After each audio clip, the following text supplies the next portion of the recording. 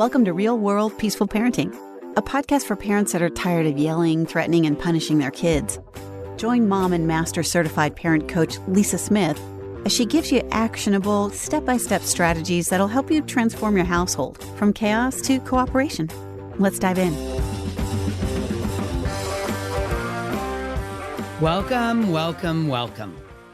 Welcome to today's episode. I am so energized to be with you here today. And I need you to think about something for a second. You ready? Okay, picture this. You're standing in the kitchen trying to get dinner on the table. I mean, come on, we've all been there. It's been a long day. You're exhausted.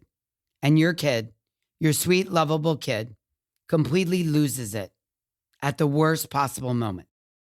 Maybe they're screaming because you gave them the wrong cup.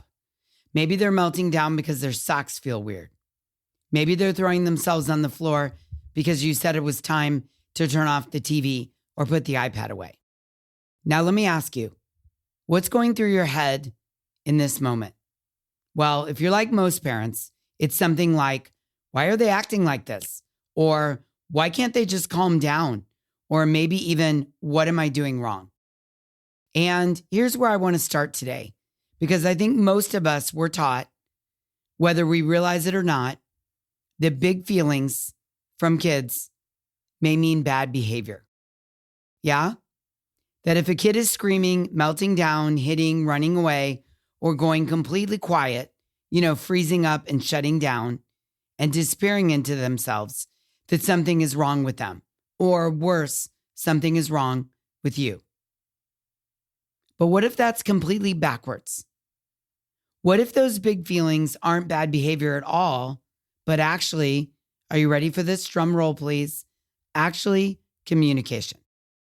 And this is exactly what we're unpacking in today's episode. And whether you've been on this journey with me for a while, or you're just finding your footing with peaceful parenting, I think this episode today is going to give you a whole new lens on something we see every single day.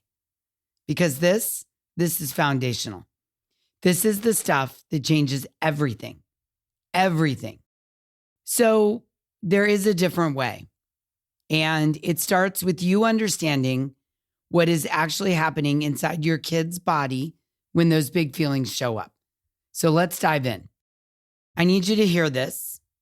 And this is something that genuinely changed everything for me as a parent when I realized this. And it's that your kids and mine, all kids, are not born knowing how to handle big feelings. They're not. I really want you to let this sink in for a moment. And this is not the world according to Lisa. This is science. We know this through research and studies and scanning the brain and studying the brain. Kids are not born knowing how to handle big feelings.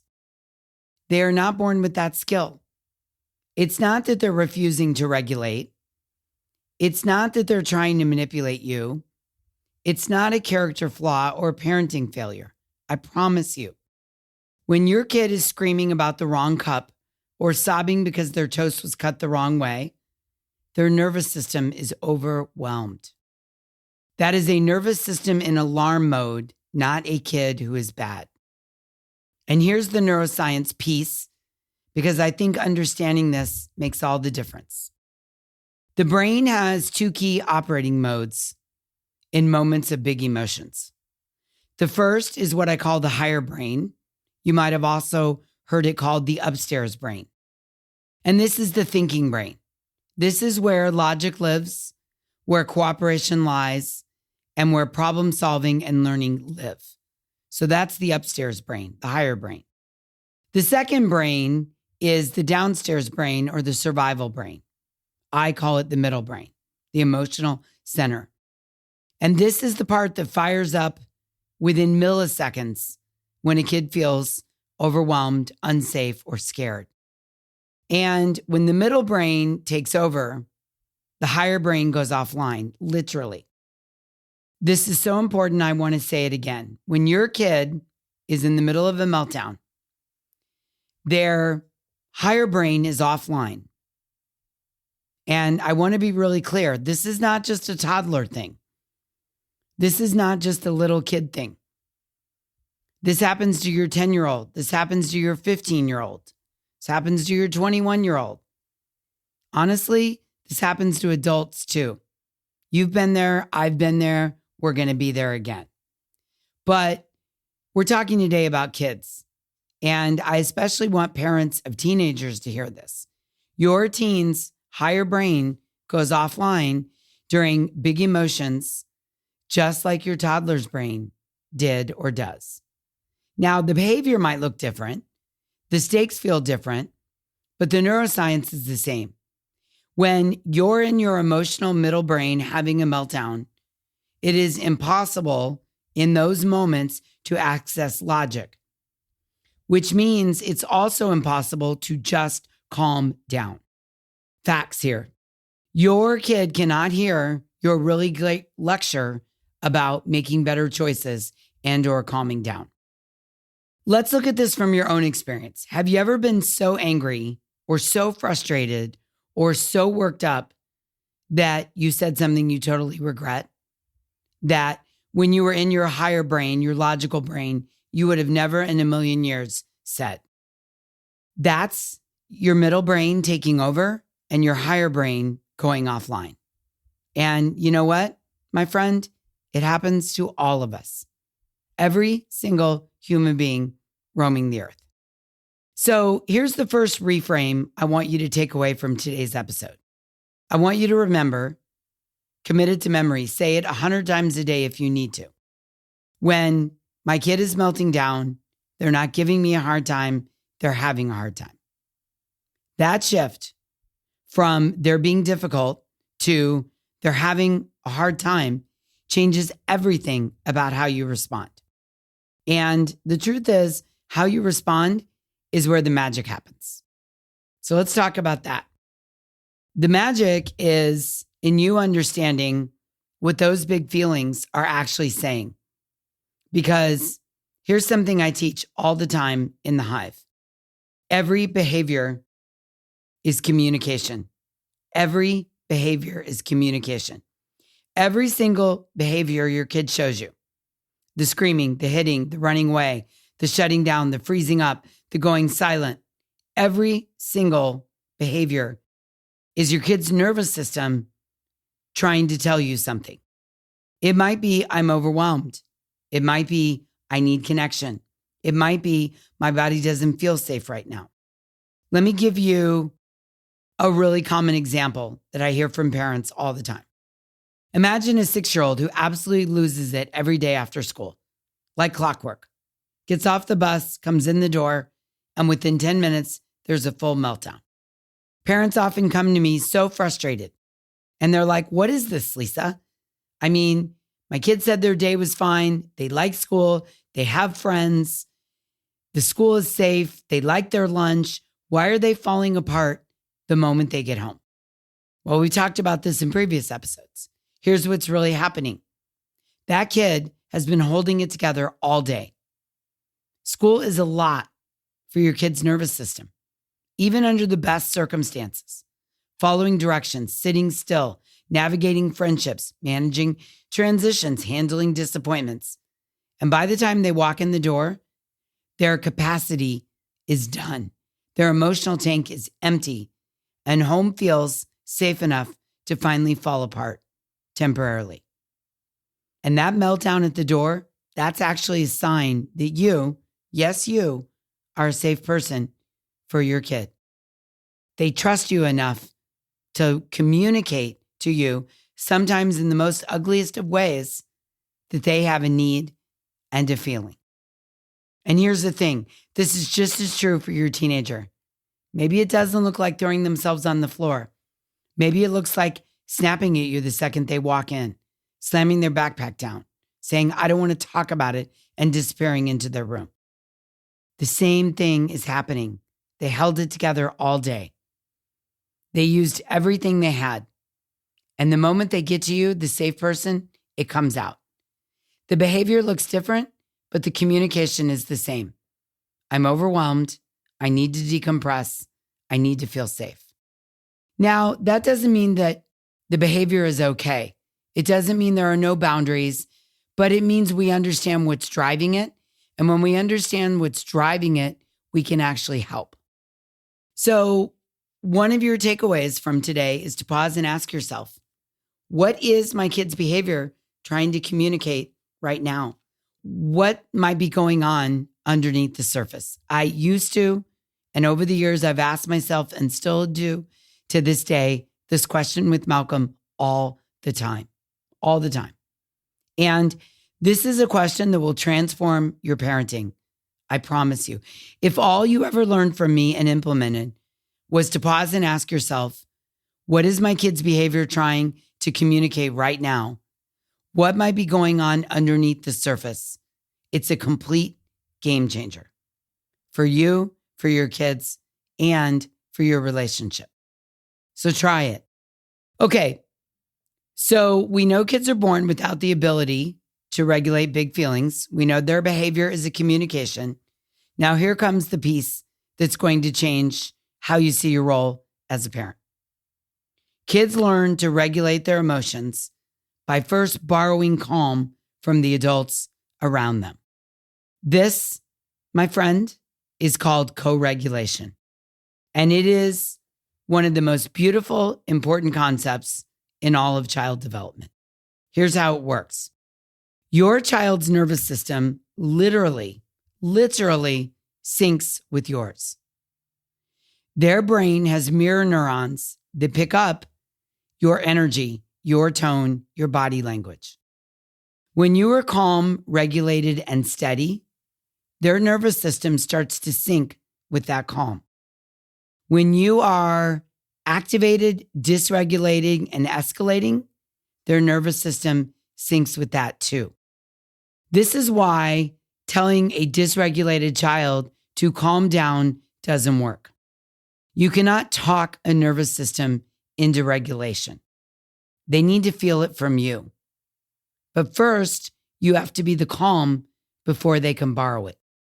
Think about a time when you were really stressed and someone you loved just came and sat beside you and maybe put a hand on your shoulder and said quietly, I've got you and it's going to be okay. I bet your body responded to that in a positive way. I bet you softened just a little bit. This is co-regulation. And this is what your child is desperately needing from you when they're falling apart. Now, I want to be really clear here because this is where so many parents worry. And I want to assure you, this is not about being permissive. Do not confuse co-regulation with letting your kid do whatever they want. Boundaries are absolutely still part of this. Absolutely. Your kid does not have to love your boundaries. Many don't. But while setting the boundaries, the most important thing you can bring to a moment of dysregulation is your calm, steady presence. Connection before correction, always. Always. Connection before correction will lead to an absorption of the correction. Here's a really simple but powerful scenario. Your 4-year-old is losing their mind in a grocery store because you are saying no to a bag of Oreos. Your old approach might have been, stop it. Stop crying right now. You're embarrassing me. I said no. Which all that's going to do is escalate their nervous system even further into dysregulation. So what would a co-regulated approach look like? You might get down on their level. You might match their eye contact.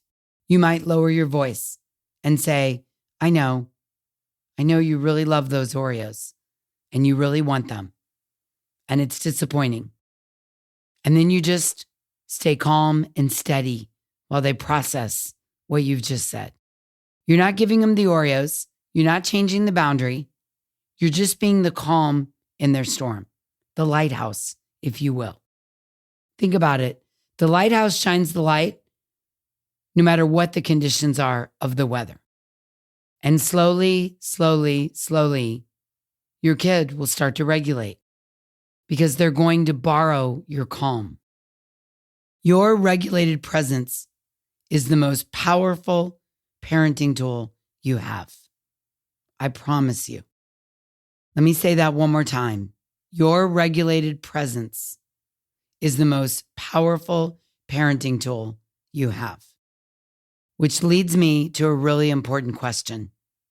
And I really want you to sit with this one. Think about your own childhood. When you had big feelings as a kid, what happened? Was there an adult who helped you feel safe in those moments? Or were you told to stop crying or go to your room or pull it together?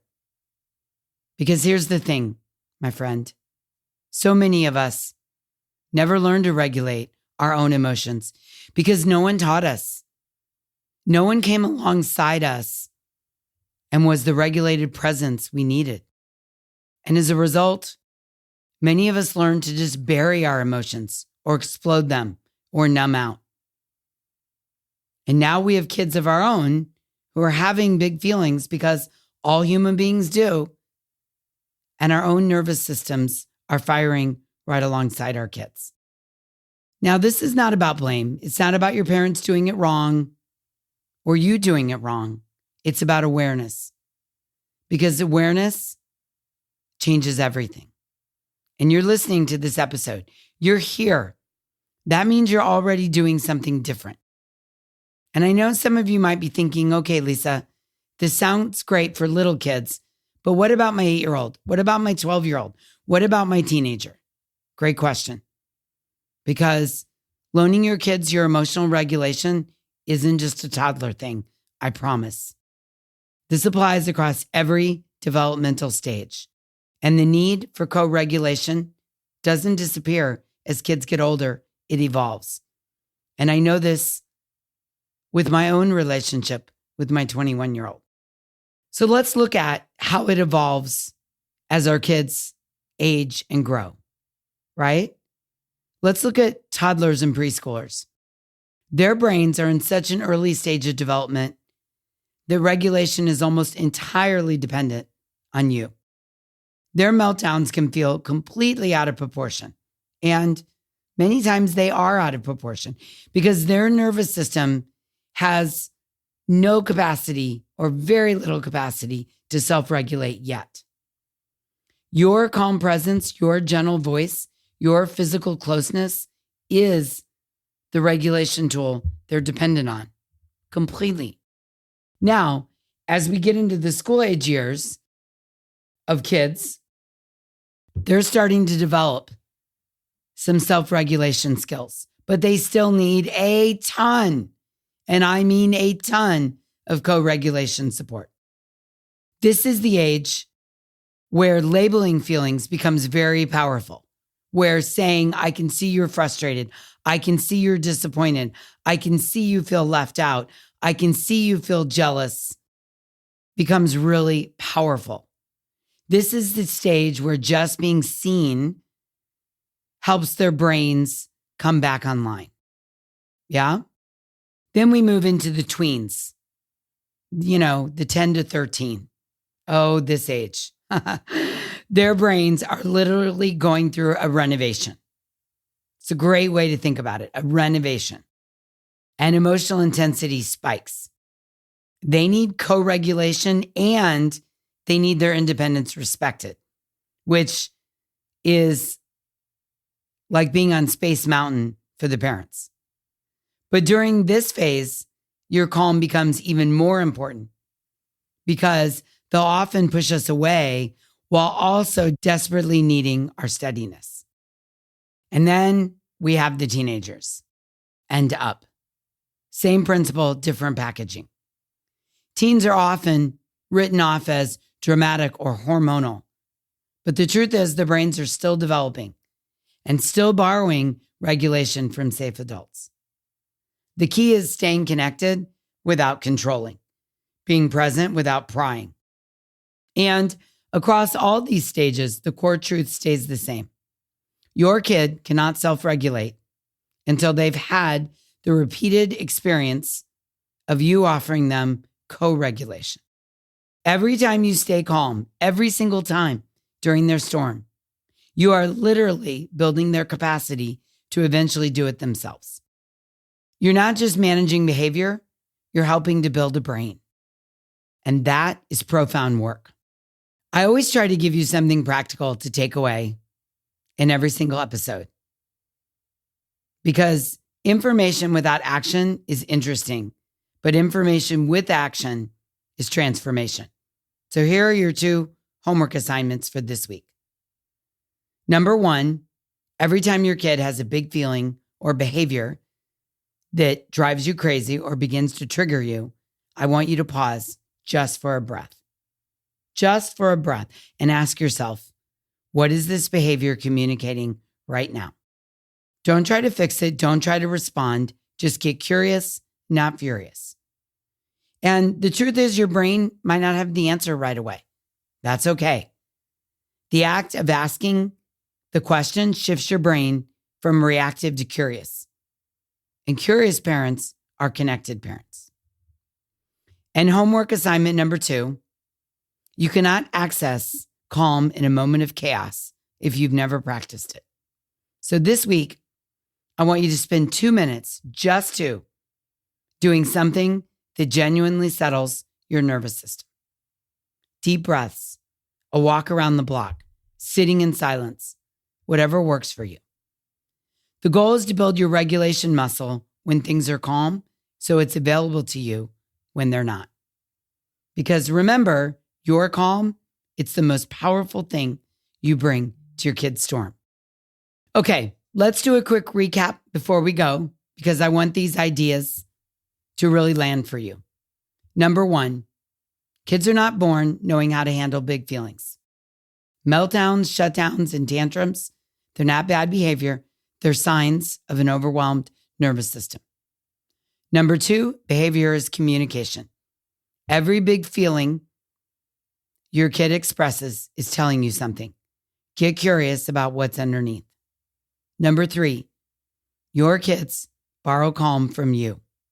Your regulated presence is the single most powerful tool in your parenting toolbox. You cannot talk a nervous system into regulation. You have to be the calm that they can borrow. Number 4, this applies across every age and every stage. Your teenager needs your co-regulation just as much as your toddler. It just looks different. And your homework is to get curious about the behavior and practice your calm so it's there when you need it. And listen, if you spent years thinking your kid's big feelings are a problem that need to be fixed, I want you to hear this. They're not broken, and neither are you. You're learning a new way.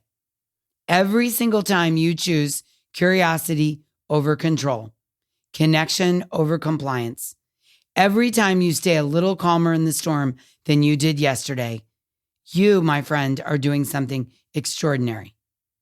You are changing the story for your family. And that is everything. Absolutely everything. Until next time, I'm wishing you peaceful parenting. Thanks for listening to Real World Peaceful Parenting. If you want more info on how you can transform your parenting, visit thepeacefulparent.com. See you soon.